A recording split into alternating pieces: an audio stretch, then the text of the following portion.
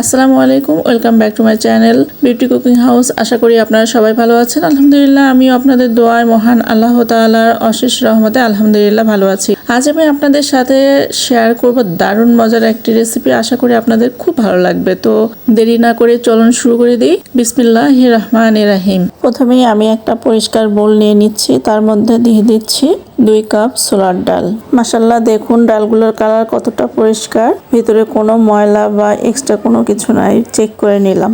এখন আমি ডালগুলোকে পানি দিয়ে ভিজিয়ে রাখবো ওভারনাইট, মিনিমাম 8 থেকে 10 ঘন্টার মতো। এখন আমি ঢাকনা দিয়ে ঢেকে দিচ্ছি। ফিরে আসছি 8 থেকে 10 ঘন্টা পর। দেখুন মাশাআল্লাহ, ডালগুলো কতটা পানি সোক করে নিয়েছে।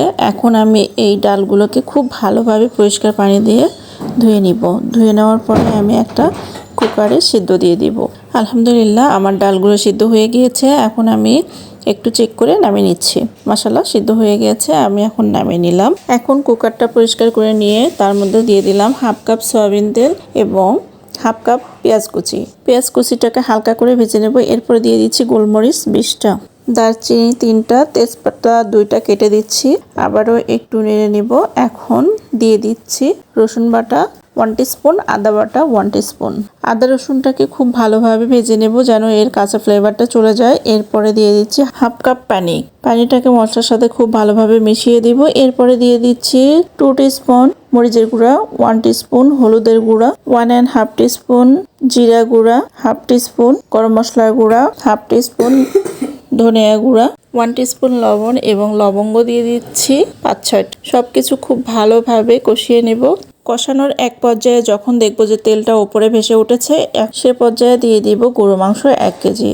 এখন গরু মাংসটাকে খুব ভালোভাবে, প্রিয় বন্ধুরা, এ পর্যায়ে আমি আপনাদের রিকোয়েস্ট করব, যারা আমার ভিডিওটি ইউটিউব চ্যানেল থেকে দেখছেন প্লিজ চ্যানেলটি সাবস্ক্রাইব করে নেবেন, এবং যারা এই ভিডিওটি ফেসবুক থেকে দেখছেন প্লিজ ফলো দিয়ে পাশেই থাকবেন, যেন আমি কোনো রেসিপি আপলোড দিলে আপনারা সাথে সাথে নোটিফিকেশন পেয়ে যান। আপনাদের সাথে কথা বলতে বলতে আমার কষানিটা হয়ে গিয়েছে। এখন আমি দিয়ে দিব গরম পানি। অবশ্যই গরম পানিটা দিবেন, কখনোই এই অবস্থায় ঠান্ডা পানি দেওয়া যাবে না, তাহলে মাংসটা সিদ্ধ হবে না, ভিতরে শক্ত হয়ে থাকবে।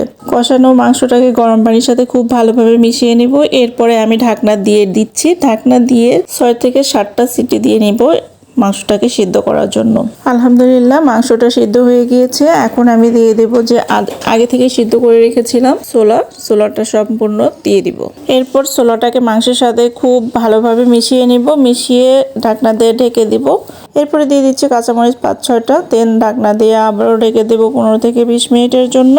এই সময় চুলার ফ্লেমটা থাকবে মিডিয়াম টু লোতে। এখন চুলায় একটি তাওয়া বসিয়ে দিচ্ছি। তাওয়াতে দিয়ে দিচ্ছি শুকনো মরিচ 4টা এবং পেঁয়াজ রসুন কুচি লাল লাল করে ভেজে ডালের মধ্যে দিয়ে দেব। তাহলে তৈরি হয়ে গেল আমাদের মজাদার গরু মাংস দিয়ে ছোলার ডালের রেসিপি।